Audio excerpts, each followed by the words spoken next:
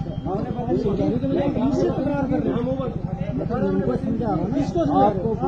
बोल रहे थे तू क्या स्टार लगा के, अभी बोला तूने? मैंने नहीं बोला, तूने मत बोलो इंस्पेक्टर साहब, तूने मत बोलो। I am subedar retired from army, which hour sir Jai Hind. Lieutenant general Rakesh Sharma sir, Jai Hind, बहुत बहुत शुक्रिया समय देने के लिए, thank you sir. Thank you sir, बड़े इंपॉर्टेंट इश्यू पर आज मैंने आपसे बातचीत करनी है, उसके लिए मैंने कोशिश की मैं आप तक पहुंचूं और शाम होते होते मैं कामयाब रहा कि मैं आपके साथ बातचीत करूं। मेरे पीछे जो तस्वीर आप देख रहे हैं सर, मेरे दर्शक भी देख रहे हैं, ये भारतीय सेना के रिटायर्ड एक जेसीओ, एक हौलदार हैं, जिनके साथ बख्शी नगर के एसएचओ आजाद अहमद मनहास ने दुर्व्यवहार किया, 3rd डिग्री टॉर्चर के आरोप लगाए गए हैं उनके ऊपर कि थाने में मारपीट उनके साथ की गई है।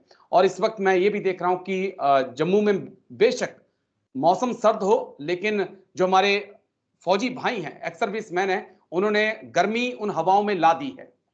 और मैंने तो कल किसी से बात कर रहा था तो मैं ये कह रहा था कि यही एकजुटता पूरे हिंदुस्तान में एक्स सर्विसमैन के अंदर होनी चाहिए, ताकि कोई भी एक्स सर्विसमैन के ऊपर हाथ डालने से पहले 10 बार सोचे। लेकिन सर आगे क्या होने वाला है, क्योंकि जो जम्मू कश्मीर पुलिस की स्टेटमेंट कल मैं देख रहा था, उसमें तो कहा गया कि आजाद अहमद मनहास बहुत अच्छे हैं, बहुत उन्हें गैलेंट्री अवार्ड्स मिले हैं, उन्होंने अपना पक्ष रख दिया। और उनको पूरी स्टेटमेंट पढ़ने के बाद मुझे ऐसा लगा कि वो पूरी कोशिश कर रहे हैं कि पुलिस महकमे के ऑफिसर्स को बचाया जाए। लेकिन आज है, क्योंकि आप एक्स सर्विसमैन लीग के हेड भी हैं, जो मेरे पास थोड़ी सी जानकारी है, क्या इस मामले में हुआ है सर, और क्या आगे हम उम्मीद कर सकते हैं सर? देखिए, आप जानते हैं, आप फौजी रह चुके हुए हैं। एक फौजी जो है वो त्याग और बलिदान की मिसाल होता है। वो पूरा जब सर्विस में होता है तो अपना त्याग देता है, अपने परिवारजनों से, बच्चों से जवानी अपनी खो देता है और देश की सेवा करता है, सीमाओं को सुरक्षित रखता है ताकि हमारा देश सुरक्षित रहे और हमारे जो सभी लोग हैं इंक्लूडिंग पुलिस वाले वो सुरक्षित रह सके। तो जब वो रिटायर होके, सेवानिवृत्त होके एक्स सर्विसमैन बन के आता है तो वो आशा करता है कि मुझे उसी प्रकार से देशवासियों से एक रिस्पेक्ट मिलेगी, बाकी प्रशासन से रिस्पेक्ट मिलेगी और बाकी जो फोर्सेस हैं, जो लॉ एजेंसीज हैं, उनसे भी रिस्पेक्ट मिलेगी। लेकिन मैं देख रहा हूं पिछले कुछ सालों से इसमें कुछ एक गड़बड़ सा माहौल बन रहा है जी। आपने देखा होगा कि एक साल के बीच में ही 4-5 वारदातें हो चुकी, एक के बाद में एक। पहले यूपी में हुई, फिर उड़ीसा में हुई, फिर छत्तीसगढ़ में हुई, जम्मू में हुई। और इस प्रकार से ये एक बहुत ही डेंजरस, गलत एक ट्रेंड हो रहा है कि एक्स सर्विसमैन जिन्होंने पूरा जीवन दे दिया, उनके ऊपर में एक, जो कहूंगा कि प्रशासन ने भी देखा नहीं है और अत्याचार कर रहे। Agree sir. ये वाले जो केस में आपने मेरे से सवाल किया, मैं president Jammu Kashmir ex serviceman league हूं और ये जो हादसा हुआ, मैं इसको हादसा ही कहूंगा कि ये घटना नहीं है सिर्फ। जी ये सर। 13 जनवरी की रात की बात है, 9 बजे की। लोहड़ी का दिन था, सब लोग त्योहार मना रहे थे, खुशियां बांट रहे थे।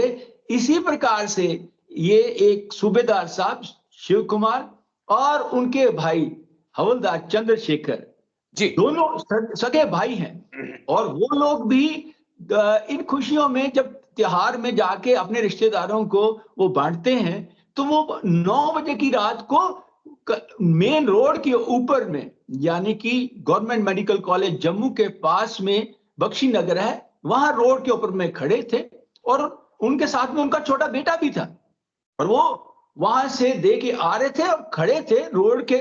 मैं कहूंगा रात के 9 बजे थे, इसलिए थोड़ी सी गाड़ी शायद रोड के थोड़ा थोड़ा आधे बीच में भी होगी और आपस में जोर जोर से बातें कर रहे थे। तो इतने में पुलिस की जो गश्त पीछे से आती है, एसएचओ आजाद हुसैन मनहास की, और वो आके रुकती है और इनको बोलती है कि तुम लोग क्या गदर मचा रहे हो, तुम लोग को और गाली गलौज करना शुरू कर दिया।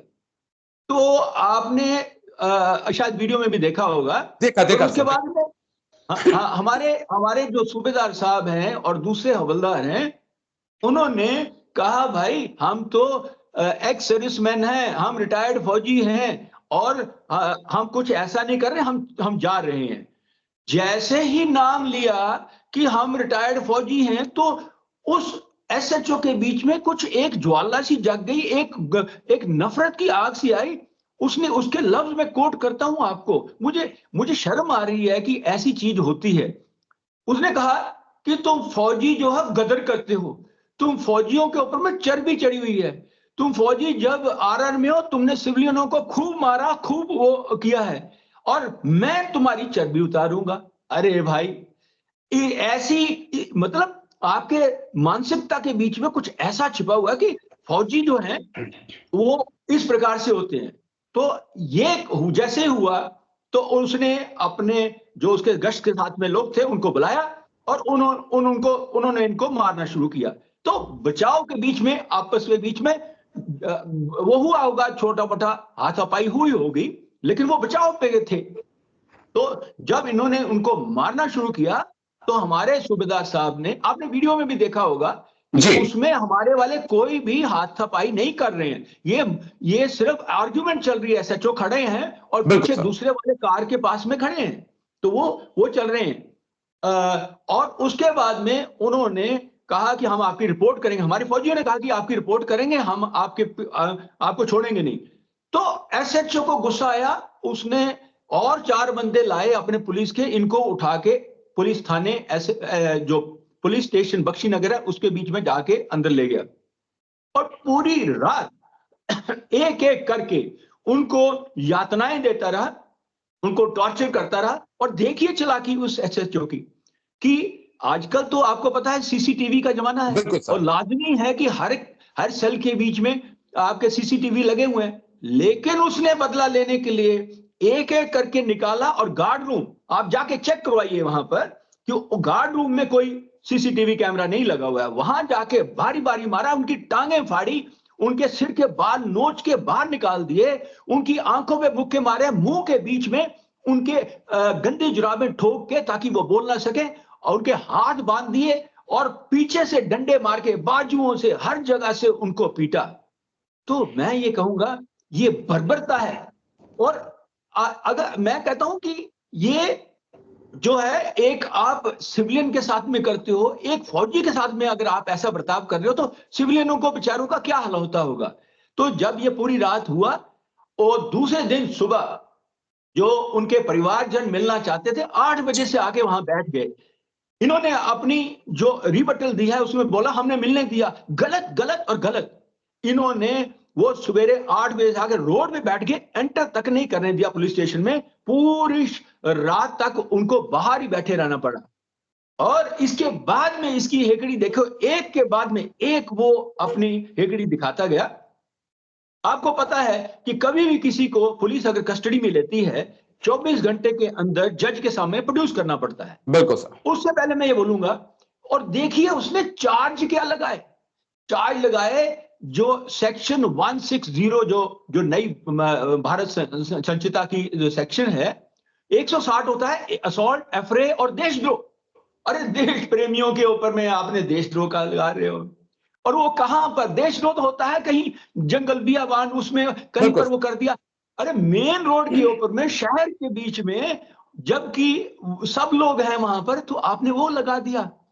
और उसके बाद में मैं आपको बताता हूं, मैं छोटी बात करके बताऊंगा आपको कि उसने 24 मतलब घंटे के अंदर प्रोड्यूस करना होता है, 4:30 बजे तक कोर्ट खुला होता है। वो कोर्ट में जान के डिले किया।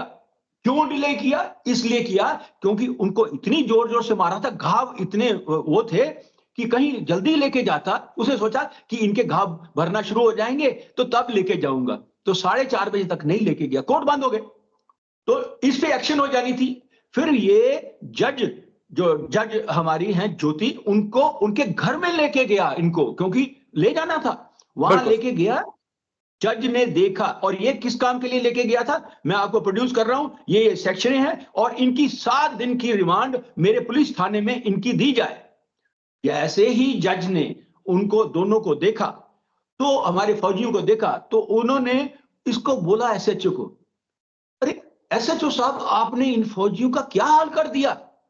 मतलब इतना मारा हुआ था वो, अभी एक ही दिन हुआ था। जो आपके पास में पीछे फोटो है वो 3 दिन बाद के फोटो हैं। अगर आप पहले दिन की जब मारा हुआ था वो चीज देखते, क्योंकि हमारे पास में तो फोटो वगैरह है नहीं उसकी, और उनकी हालत देखते तो आप समझ सकते हैं ये 3 दिन के बाद की फोटो हैं। तो जज ने कहा, बल देखिए जज ने भी कहा कि मैं आपको, आपने जैसी इनकी हालत है इस वक्त और जैसा आपने इनके साथ बर्ताव किया है, मैं आपको कोई परमिशन नहीं देती कि आप इनको वापस रिमांड में अपने पुलिस थाने ले जाएं। मैं इनको सेफ कस्टडी में जेल में भेज रही हूं, आमफला जम्मू जेल में भेज रही हूं। आप उसने लिखित में लिख के दिया, ये बोला है कि इनकी हालत ऐसी है, मैं इनकी सेफ्टी के लिए इनको मैं जेल में भेज रही हूं। और इसके बाद में भी देखिए इस एसएचओ की हेकड़ी, वो जेल में नहीं लेके गया 14 की रात को, पूरा जम्मू घुमाया और वापस अपने थाने में ले गया। तो मैं ये कहूंगा, और फिर 15 तारीख को हम लोगों ने मिलके, परिवार जिन्होंने मिलके उनकी बेल कराई, जो इंटरिम बेल कराई। और फिर हाँ, इसके साथ में एक और बात मैं आपको बताना चाहता हूं कि जब 15 तारीख को वो जेल में लेके गए, तो क्योंकि 15 तारीख तो लेके जाना था जेल में, तो 15 तारीख लेके जेल में गए, तो जेल अथॉरिटी की जो मेडिकल है, तो मेडिकल अथॉरिटीज ने कहा कि आपकी जो एमएलसी होती है, मेडिको लीगल सर्टिफिकेट होता है, कि एक जो आप हमको कैदी दे रहे हो उसमें क्या क्या उसकी हालत कैसी है। मेडिको लीगल सर्टिफिकेट कराया नहीं, और कराया भी तो मिली भगत के कारण लोगों को गवर्नमेंट मेडिकल कॉलेज में धमका के, सिर्फ उसमें क्या लिखा कि इनका बीपी ठीक है, इनकी ईसीजी ठीक है, वो कोई नहीं लिखा कि इनकी आंखें फटी हुई हैं, इनके मार्क हैं, मुंह सूजे हुए हैं, वो कुछ नहीं लिखा। तो जेल अथॉरिटीज ने भी उस टाइम पे लेना इनसे इनकार कर दिया। ये सारी चीजें रिकॉर्ड के ऊपर में हैं। तो फिर उसके बाद में इंटरिम बेल कराई गई, तो 15 तारीख की शाम को ये लोग वहां से निकले, और 16 तारीख को ये लोग हमारे पास में फिर दोबारा से जेकेवीएसएल के ऑफिस में आए। और 16 तारीख को ही हमने एडीजीपी जम्मू जो है, हमने डीजीपी को कॉल किया, डीजीपी ने कोई रिस्पांस नहीं दिया, एडीजीपी को कॉल किया, डीआईजी को कॉल किया, और उन्होंने कहा कि हम कल सुबह मिलेंगे, और हमने अगले दिन जाके उनको रिटर्न कंप्लेंट दी। तो ये पूरा किस्सा था जो मैं आपको बताना चाहता था। हाँ बिल्कुल सर, लेकिन जो हुआ है सर वो देखिए, अगर वो गलत भी करे थे, जो क्योंकि सर्विस मेरे से ज्यादा लंबा एक्सपीरियंस आपके पास है, लेकिन इतना तो मुझे भी समझ में है कि अगर गलत किसी ने किया है तो सजा देने का काम कोर्ट का है। आपने कंधे पे सितारे लगा लिए हैं, आपका काम नहीं है, कोर्ट सजा देगा, कोर्ट कहेगा कि क्या इनके साथ करना है। लेकिन ये बर्बरता है सर, ये कह सकते हैं कि ये कोई अब कोई निजी दुश्मनी निकालने की कोशिश है। हाँ, ये ठीक कहा, ये बर्बरता इंग्लिश में हम लोग बोलते हैं टॉर्चर, और हम बोलते हैं इसको 3rd डिग्री टॉर्चर भी दिया है उन्होंने को, उनकी टांगे फाड़ने की कोशिश की है, क्या क्या नहीं किया है ये तो अभी वो लोग मानेंगे नहीं। और देखिए जैसे आपने कहा, मैं यही बात को बोल रहा हूं, इतने दिनों से बोल रहा हूं कि जो पब्लिक है वो गलती करेगी, पुलिस किस काम के लिए है कि उन्होंने गलती की, संयम रखे, उनको अपने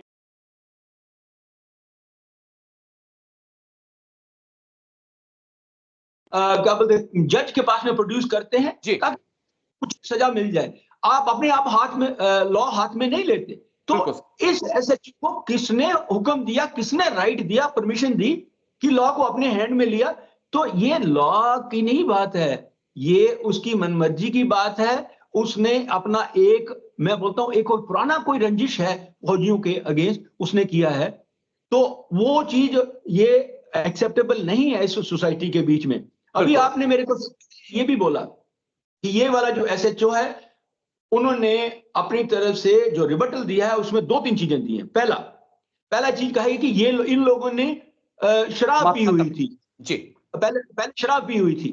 तो अरे शराब पी हुई थी तो आपने उनका मेडिकल क्यों नहीं कराया? नहीं है मेडिकल, ये हमें प्रूव कर दें, दिखाएं हमको, मेडिकल नहीं कराया।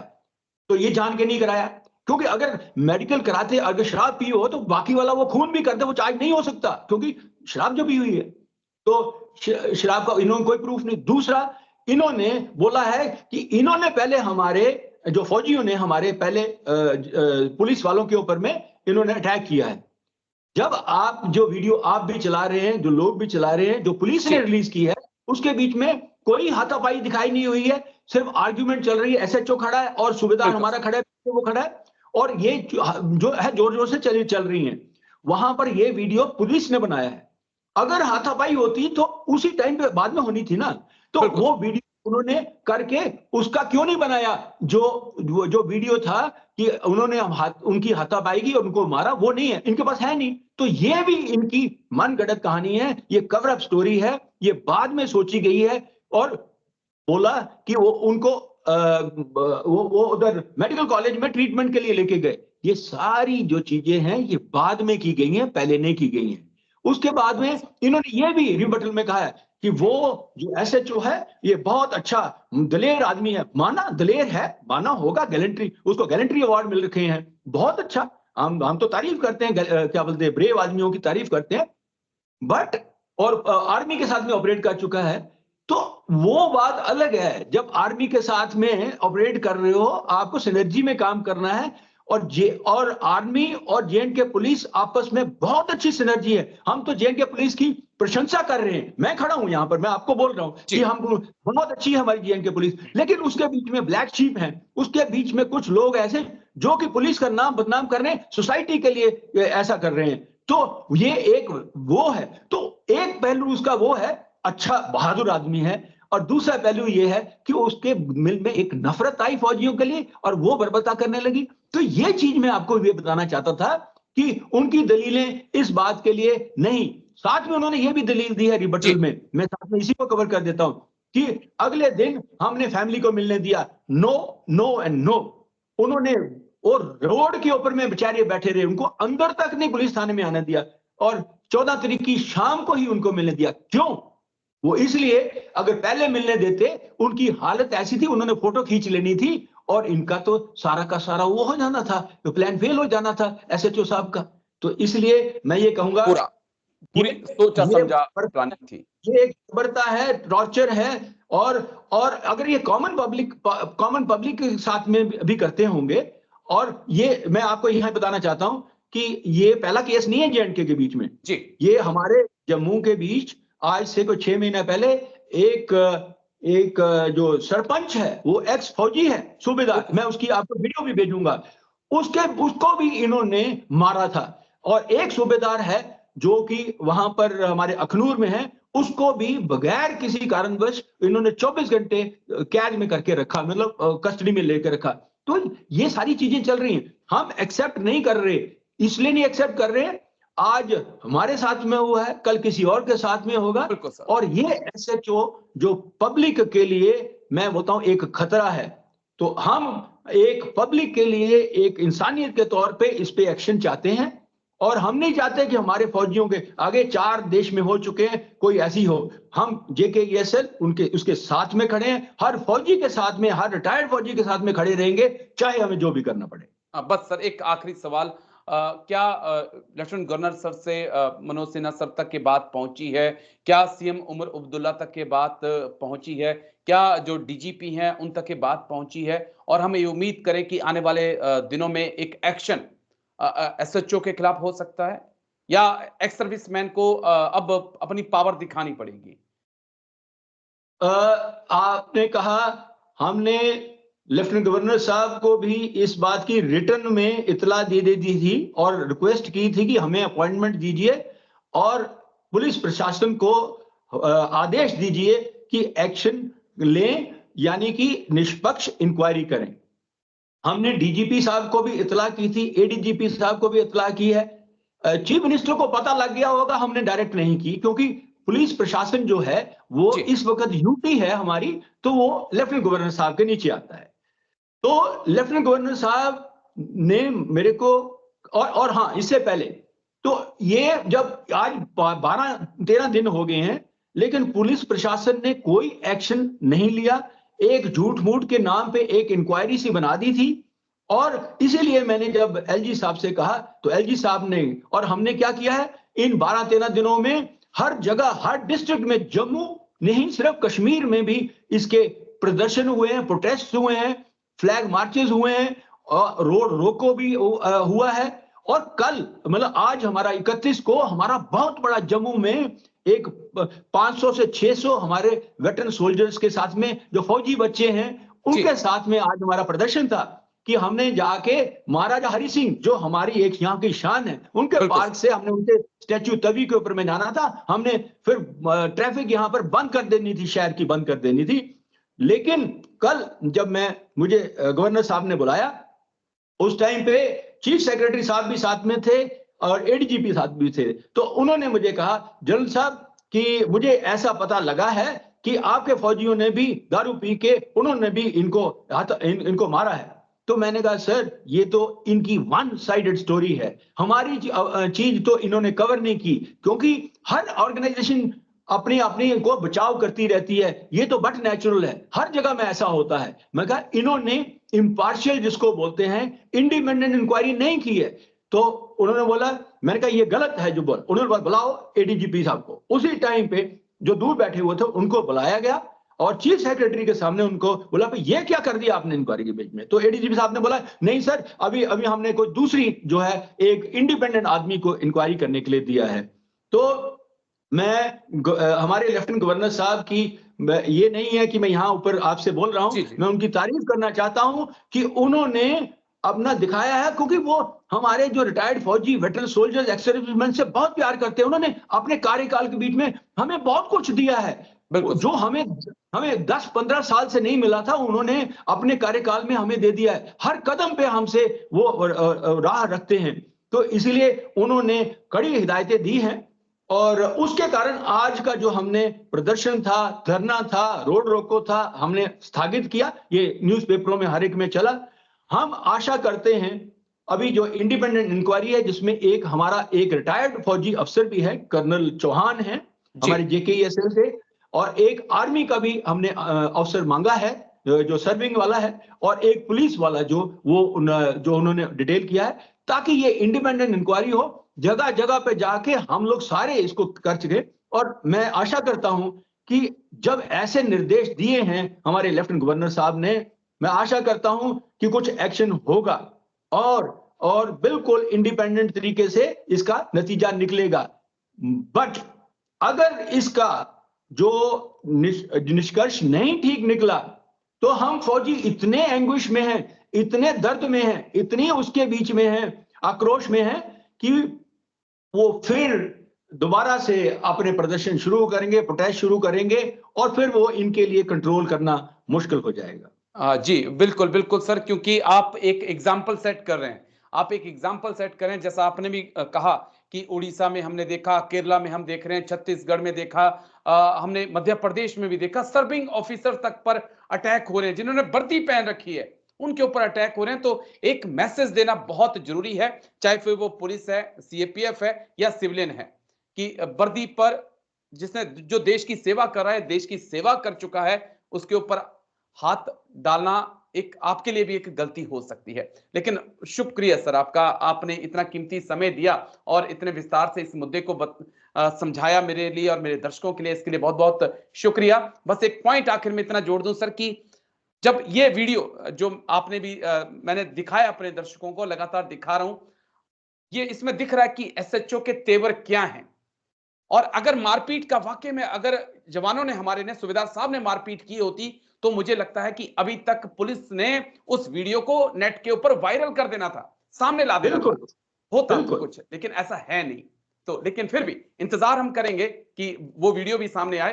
लेकिन शुक्रिया सर, बहुत बहुत शुक्रिया आपका। और मैं एक लास्ट में चलते कहना चाहता हूं, मैं पूरे भारतवर्ष के जितने भी हमारे सोल्जर्स हैं या हमारे retired ex serviceman veteran soldiers हैं, मैं उन सब से उनको विश्वास दिलाना चाहता हूं कि हम जो Jammu Kashmir ex serviceman league Jammu Kashmir में बैठे हैं, हम झुकेंगे नहीं, हम इंसाफ लेके रहेंगे, ताकि हमारे जो फौजी हैं बाकी स्टेट्स में और भारतवर्ष में दोबारा उनके साथ में कभी ऐसा ना हो। और मैं चाहता हूं कि आप लोग भी पूरे भारतवर्ष में जितने भी हर स्टेट में हमको सपोर्ट करें, ताकि ये लोग रास्ते पे आ जाएं। बिल्कुल सर, हम आपके साथ हैं सर, बिल्कुल। Thank you sir.